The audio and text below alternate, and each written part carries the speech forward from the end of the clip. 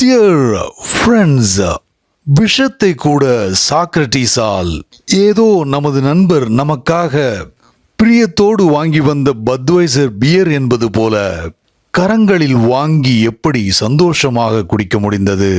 சுற்றி இருந்த அத்தனை பேரும் சோகத்தில் மூழ்கி இருக்கும் போது விஷத்தை தயாரித்து கொடுத்த மனிதர் கூட கண்கள் கலங்கி முகத்தை வேறு பக்கம் திருப்பிக் கொண்ட போது அவருக்கும் சாக்ரட்டீஸிற்கும் இடையில் நடந்த சுவையான சம்பவம் ஒரு பக்கம் இருக்க, சாக்ரட்டீஸால் மட்டும் விஷத்தை எப்படி மகிழ்ச்சியாக குடிக்க முடிந்தது? அதற்கு ஓஷோ, ஒரு மனிதன் தன் வாழ்க்கையை எந்த அளவு ரசித்து ருசித்து வாழ்கிறானோ அதே உத்வேகத்துடனும் அதே தீவிரத்தோடும் அதே சிலிர்ப்புடனும் தன் மரணத்தையும் வாழ்கிறான் என்ற காரணத்தை சொல்கிறார்.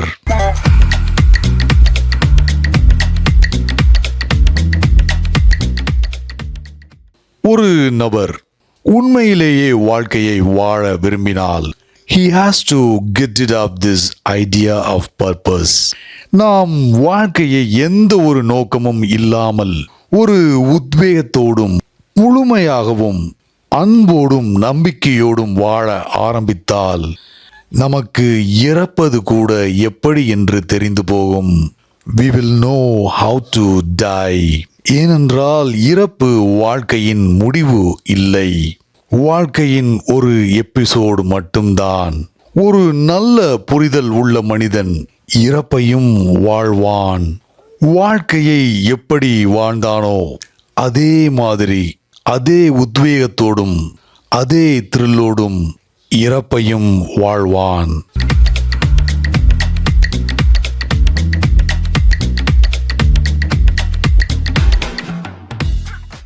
தனக்கு விஷம் கொடுக்க போகிறார்கள் என்று தெரிந்தும் சாக்ரட்டீஸுக்கு ஒரு விதமான த்ரில். விஷம் அவரது அறைக்கு வெளியில் தயாராகி கொண்டிருந்தது.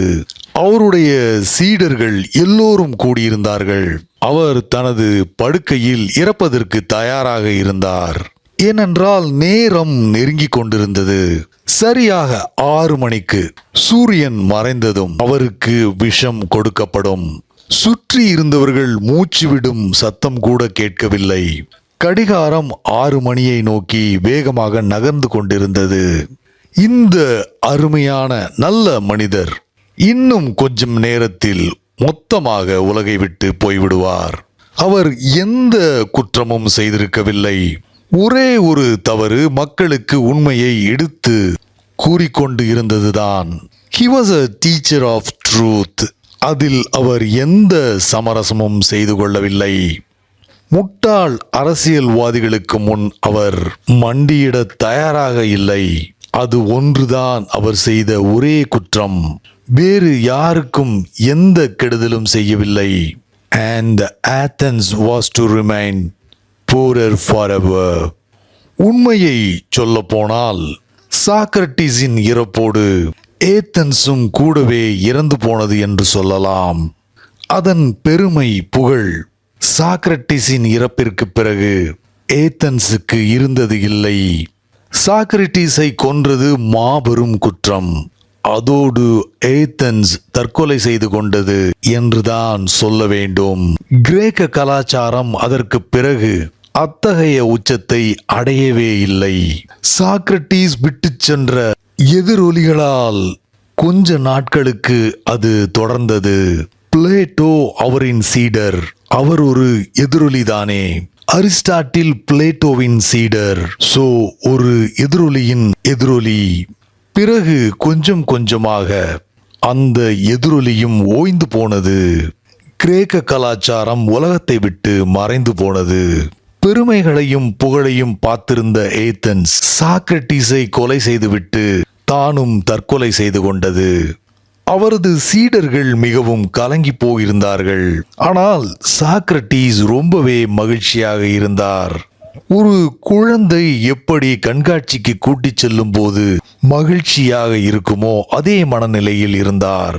He was thrilled by everything. எல்லாமே அவருக்கு நம்ப முடியாததாக இருந்தது. திரும்ப திரும்ப ஜன்னலுக்கு அருகில் சென்று விஷம் தயாரிக்கும் மனிதரிடம் எதற்காக இவ்வளவு தாமதம், மணி 6 ஆகிவிட்டது என்று திரும்ப திரும்ப சொல்லிக்கொண்டே இருந்தார். விஷம் தயாரித்துக் கொண்டிருந்தவர் சாக்ரட்டிஸிடம், உமக்கு என்ன பைத்தியமா? நான் தாமதப்படுத்துவது உங்களை மாதிரி ஒரு நல்ல மனிதர் கூட கொஞ்சம் நேரம் வாழ்ந்துவிட்டு போகட்டுமே என்றுதான். ஒரு அளவிற்கு மேல் தாமதப்படுத்த முடியாது என்றாலும் என்னால் முடிந்த அளவு முயற்சி செய்கிறேன். கூட கொஞ்சம் நேரம் இருந்து விட்டு போங்கள். சாவதற்கு அப்படி என்னதான் அவசரம் உங்களுக்கு என்று கேட்டார். சாக்ரட்டிஸ் அதற்கு, எனக்கு வாழ்க்கையை பற்றி தெரியும். வாழ்க்கையை வாழ்ந்து பார்த்துவிட்டேன். வாழ்க்கையின் ருசி தெரியும். எனக்கு இப்போது மரணத்தை பற்றி தெரிந்து கொள்ள ஆர்வம் கூடிவிட்டது. அதனால்தான் இறப்பதற்கு அவசரமாக இருக்கிறேன். I am pulsating with great joy. இறப்பு என்றால் என்ன என்பதை தெரிந்து கொள்ளப் போகிறேன். I want to taste death. இறப்பின் ருசியையும் தெரிந்து கொள்ள ஆசை. எல்லாவற்றையும் சுவைத்து பார்த்தாகிவிட்டது. இதுவரை பார்க்காத ஒன்று, தெரிந்து கொள்ளாத ஒன்று இது மட்டும்தான். வாழ்க்கையை வாழ்ந்து பார்த்துவிட்டேன். வாழ்க்கையால் என்னவெல்லாம் கொடுக்க முடியும் என்பதையும் பார்த்தாகிவிட்டது. இதுதான் வாழ்க்கை எனக்கு கொடுக்க போகும் கடைசி அன்பளிப்பு. அதனால்தான் இவ்வளவு ஆர்வமாக இருக்கிறேன் என்று பதில் சொன்னார். The man who has lived, really lived, will know how to die.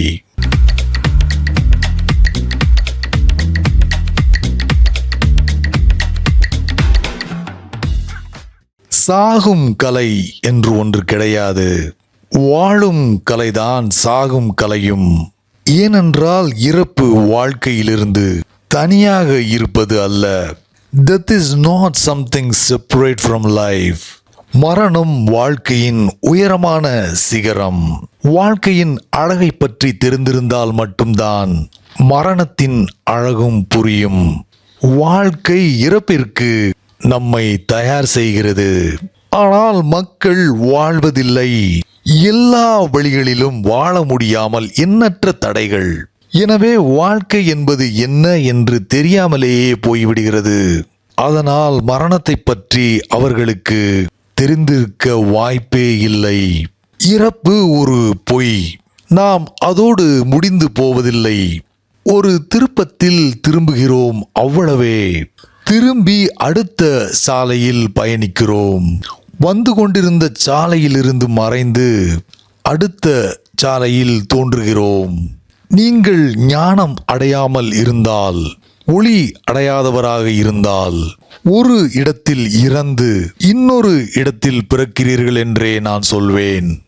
ஒரு உடலில் இருந்து மறைந்து உடனடியாக ஒரு கருவறைக்குள் வந்து விடுகிறீர்கள். One body is gone and another is immediately formed. ஆனால் நீங்கள் ஞானம் அடைந்தவராக இருந்தால், ஞானம் அடைந்தவர் என்று நான் எதை சொல்கிறேன்? அதாவது உங்கள் வாழ்க்கையை ஒரு விழிப்புணர்வோடு வாழ்ந்திருந்தால் உங்களுக்காக கர்ப்பப்பைகள் காத்திருக்காது. அப்போது நீங்கள் கடவுளின் கருப்பைக்குள் நுழைகிறீர்கள். That is liberation, moksha, nirvana.